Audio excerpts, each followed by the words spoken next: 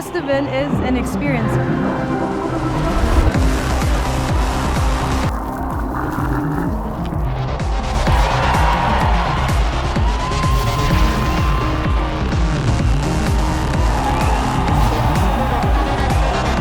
You're in a different world in every single stage that you go to. Multiple DJs across multiple stages. Indulge in the fact that this is something that you don't do every day. You cannot do this every weekend in your country, because usually, we have to travel outside to go to a festival. Guys, we brought you the festival here.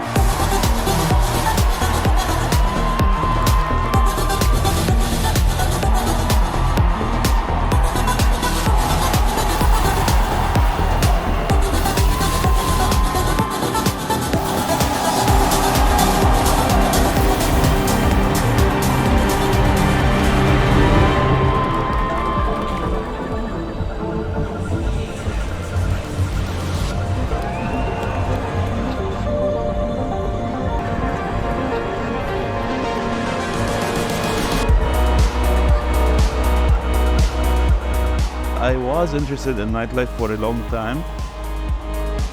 We go to Europe a lot, but you never feel you belong. We discover that it's just right here. We have the culture, it's here.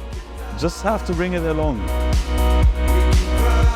We could connect, we could build bridges in the Middle East and the GCC, where there's a culture that nobody knows it exists.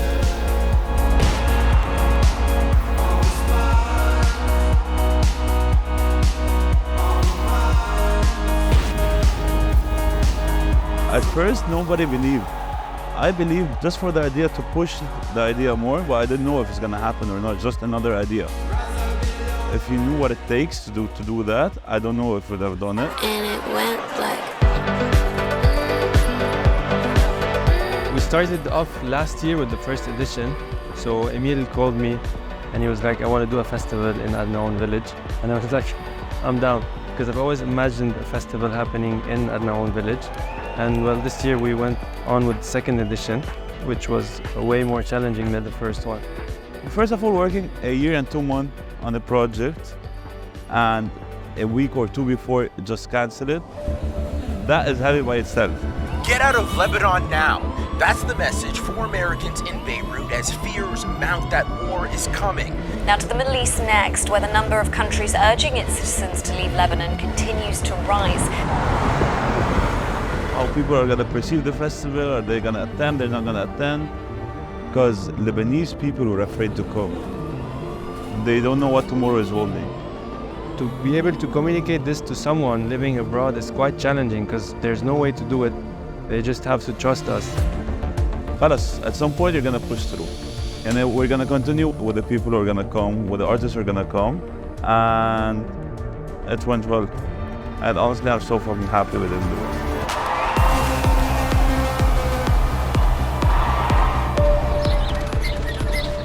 The festival is defined by the place it is done in. The layout, the different spots, and the magical atmosphere that is here, like in nature. There's no way I could ever thought of doing a festival if not in Arnaoon. Arnaoon is everything for me.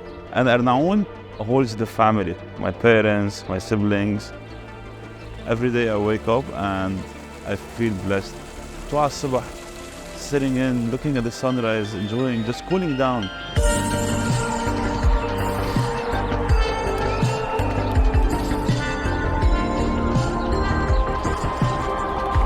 The sun rises from the main stage is actually beautiful because it comes up from behind the people. So if you're in the backstage, then you put your shades on and you're seeing the light come up in front of you. It's really interesting.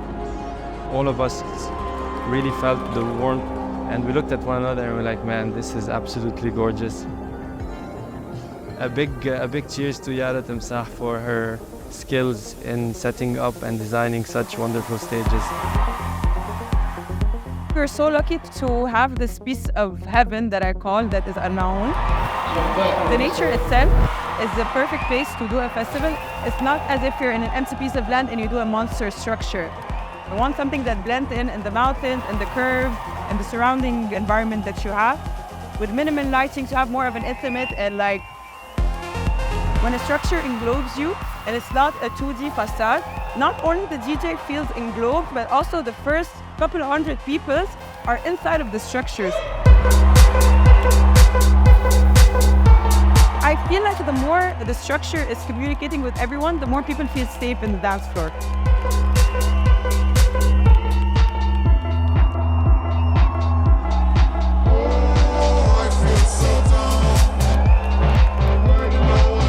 This moment of relief where people are enjoying, especially on sunrises, where you see the faces, you see the people are at their highest emotions. We should share that together.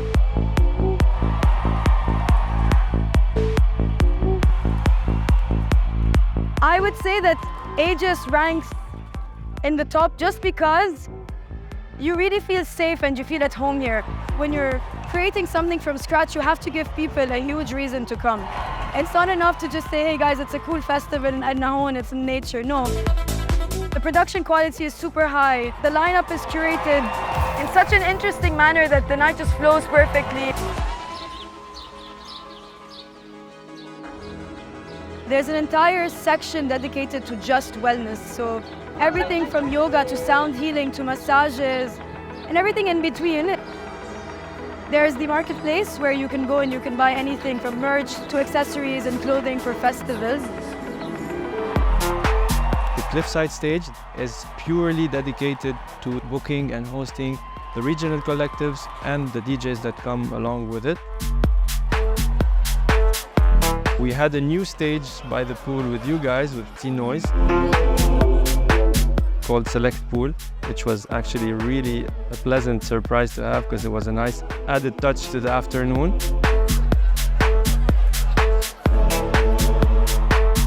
And we have Retrogroove and Nacelle on the art maze, which we've actually transformed into the Sunday stage. Gives people an excuse to come back on a Sunday and not feel like they're getting the same experience but with different music. You know, you have to kind of keep it fresh for people to be inclined to come. What I love this year and what I'm proud of, the crowd we have.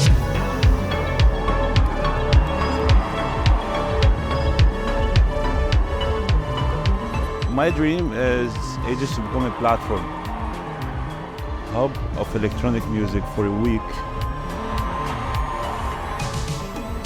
Full-on music week to showcase the region and talent. We have the potential for it.